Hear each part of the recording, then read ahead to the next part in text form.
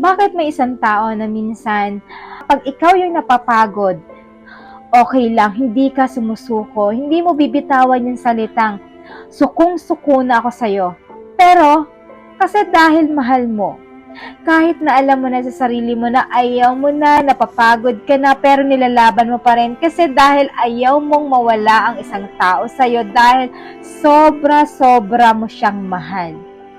Pero kung siya yung napagod mga kasawi, isang idlap lang sasabihin niya lang sa'yo na napagod na siya, hihinto na siya. At sasabihin niya lang sa'yo na iiwan ka na lang niya sa ere. Tapos na ang relasyon niyo ng dalawa dahil ayaw niya na. Diba minsan nga lang siyang napagod?